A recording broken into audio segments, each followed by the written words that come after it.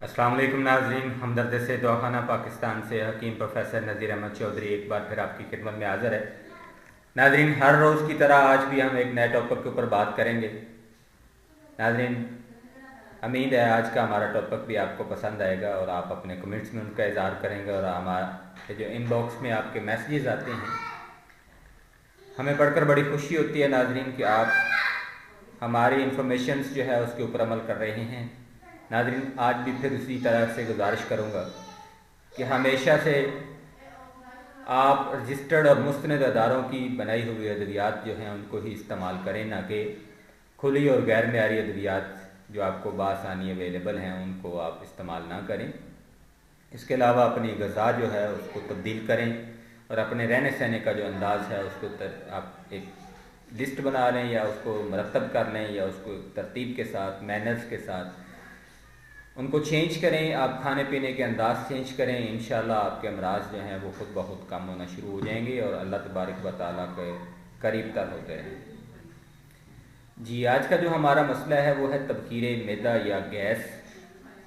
नाज़रीन, मैदा और आंतों में तबखीर पैदा होना आज के दौर का एक आम आर्जा बन चुका है, यानी हर बंदा जो है वो इस मर्ज़ में मुब्तला होता हुआ नज़र आ रहा है।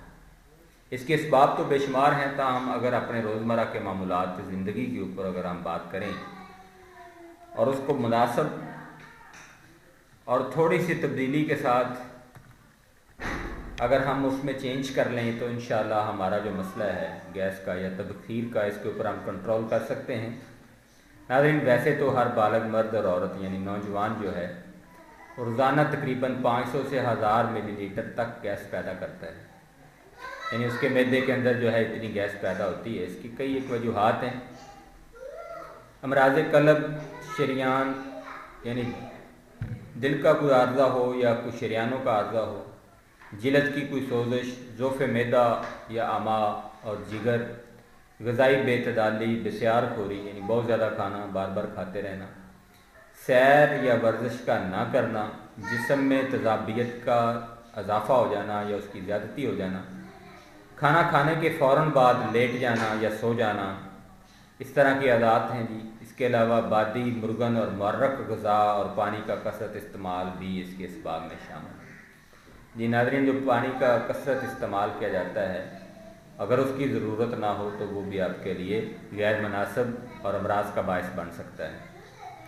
इसके अलामात कुछ यूँ हैं जी। खाना खाने के 2-3 घंटे बाद पेट फूल जाता है और दर्द करता है, खट्टे डकार आना शुरू हो जाते हैं, मुंह से बाकसरत थूक खारिज होती है, गाहे बगाए मरीज़ को बहारात सर की तरफ चढ़ते हुए भी महसूस होते हैं, यानी उसको ऐसा लगता है जैसे सर जो है वो भारी हो गया है और सर की तरफ कोई चीज़ जो है वो हरकत कर रही है या जा रही है। इसके अलावा नाज़रीन, बाज़ दफ़ा सर जो है वो दर्द भी करता है और चकराता भी है। मरीज़ अपना दिल जो है वो डूबता हुआ भी महसूस करता है, पसलियों के नीचे खिंचाव सा महसूस होता है, मैदा में गिरानी और सख्ती पाई जाती है, मरीज़ को कब्ज़ रहने लगती है, पेशाब सुर्खी मार या रेडिश कलर का आने लगता है और साथ ही इसकी भूख जो है वो भी ख़त्म हो जाती है। कमज़ोर दिल मरीज़ों को तबखीर के दौरे भी पड़ते हैं, जिससे इनकी नींद भी गायब हो जाती है। तो ये वो थे जी तबखीर मैदा के तमाम तर इलामात जो हमने आपके सामने रखी। अब नाज़रीन, बात यह है कि इनसे अगर हमने बचना है तो बेहतरीन अमल यह है कि बसियार खोरी छोड़ दें। कम से कम एक ग़िज़ा से दूसरी ग़िज़ा के दरमियान का वक्फ़ा जो है वो 5 घंटे होना चाहिए। ये नहीं है कि यके बाद दीगरे थोड़े थोड़े वक्त के गुजरने के साथ साथ आप ग़िज़ा जो है वो उसका इस्तेमाल करते रहें, क्योंकि जब भी आपके मुंह के अंदर एक लुक़मा जाता है तो मैदा अपना काम शुरू कर देता है। इस तरह से अगर आपने पहली ग़िज़ा खाई है और कुछ अरसे के बाद आप दूसरी ग़िज़ा ले लेंगे तो पहले वाली जो ग़िज़ा है वो सही तरीके से उसका जो हज़म है वो नहीं हुआ, वो उस तरह से नाक़स ग़िज़ा जो है आगे शिफ्ट हो जाती है। तो नाज़रीन, इससे बचना बहुत ज़रूरी है, जिसको बसियार खोरी कहते हैं। इसके अलावा मुर्गन और तली हुई चीज़ें जो हम इस्तेमाल करते हैं आजकल हमारी रूटीन में शामिल हो गई हैं, उसको हमें चेंज करना पड़ेगा, नहीं तो अद्वियात जो हैं उनका हमें सहारा लेना पड़ेगा। बेहतर यह है कि अद्वियात का सहारा लेने के बजाय आप अपनी ग़िज़ा को दुरुस्त करें, आप अपने वर्जिश और एक्सरसाइज को अपनाएं, अपना टाइम जो है उसको इस तरह से डिस्ट्रीब्यूट करें कि जिसमें आपके काम भी हों और इसके अलावा आपका आराम भी हो और आराम के साथ साथ एक्सरसाइज भी हो। तो इंशाअल्लाह आपका जो ये गैस का मसला बन रहा है वो दुरुस्त हो जाएगा। تو اس میں ناظرین ایک اور بڑی ضروری چیز ہے کہ گیس کی صرف دوائی لینے سے ہی آپ کے گیس کا مسئلہ حل نہیں ہوتا. اگر آپ کو گیس معدے کی ویکنس کی وجہ سے ہے, کمزوری کی وجہ سے ہے, تو پہلے اس کا علاج کروائیں. یا اگر آپ کو خدا نخواستہ کوئی دل کا مرض ہے تو دل کے مرض کے ساتھ ساتھ اگر آپ گیس کی یعنی معدے کی دوائی درستگی کی لیں گے تو پھر آپ کو فائدہ ہوگا. اس کے علاوہ اگر آپ کا لیور کا پرابلم ہے تو لیور کے پرابلم کو بھی حل کریں, ساتھ میں آپ گیس کے لیے بھی ادویات استعمال کریں, تو آپ کا یہ جو مسئلہ ہے یہ درست ہو جائے گا. اس کے علاوہ اگر آپ کو قبض رہتی ہے, بہت شدید قبض ہے, تو پہلے قبض کی دوائی لیں پھر گیس کی دوائی لیں, تو انشاءاللہ آپ کا جو مسئلہ ہے وہ حل ہو جائے گا. ناظرین اس کے لیے جو عام طور پر ادویات استعمال کی جاتی ہیں وہ میں آپ کے سامنے رکھتا ہوں, وہ آپ کو کہیں سے بھی مل سکتی ہیں, کسی بھی کمپنی کی کسی بھی برانڈ کی آپ لے سکتے ہیں. بات پھر وہی ہے کہ رجسٹرڈ کمپنیز, رجسٹرڈ ادارے, ان کی ادویات آپ استعمال کریں. یہاں پہ حب مکل خاص جو ہے یہ حب مکل کے نام سے بھی ہے, یہ مختلف کمپنیز کی ہے جی, اس کو آپ استعمال کریں انشاءاللہ.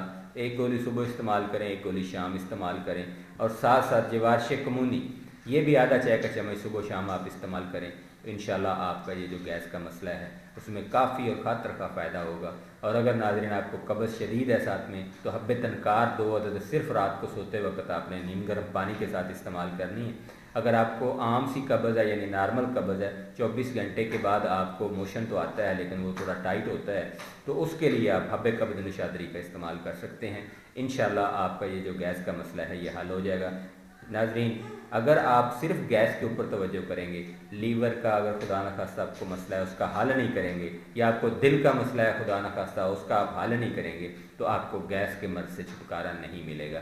اس طرح کئی دوستوں کو قبض کا بڑا شدید مسئلہ ہوتا ہے لیکن وہ صرف گیس کی دوائی لے رہے ہوتے ہیں, رینیکس وغیرہ یا اس طرح کی چیزیں لے رہے ہوتے ہیں, جس سے آپ کی قبض نہیں جاتی بلکہ آپ کی قبض جو ہے وہ شدید ہوتی جاتی ہے اور آپ کے گیس کا مسئلہ بھی حل نہیں ہوتا. اس کے علاوہ ناظرین گیس کی جو مین وجہ بنتی ہے وہ غذا ہے جو ہمارے معدے میں جاتی ہے, تو غذا کی سلیکشن کریں, اس میں تمام وہ چیزیں جو بادی ہیں, جو تبخیر پیدا کرتی ہیں, جو گیسز بناتی ہیں, ان کا استعمال کم کریں, اور اپنی ایکسرسائز جو ہے اس کو بڑھائیں, اور اپنے سونے اور جاگنے کی جو روٹین ہے اس کو چینج کریں. بہترین روٹین جو سونے کی ہے وہ عشاء کی نماز پڑھنے کے فوراً بعد ہے, اور جو اٹھنے کی جو بہترین روٹین ہے وہ ارلی مارننگ ہے, یعنی فجر سے پہلے اگر آپ اٹھتے ہیں تو آپ کو گیس کا مسئلہ نہیں ہو سکتا. ناظرین ہمیں اپنی دعاؤں میں یاد رکھیے گا. اگلی ویڈیو کے ساتھ, اگلے لیکچر کے ساتھ, ایک نئے ٹاپک کے ساتھ آپ کے سامنے بہت جلد پھر حاضر ہوں گے. تب تک کے لیے ہمیں اجازت دیجیے. فی امان اللہ. اللہ حافظ. السلام علیکم.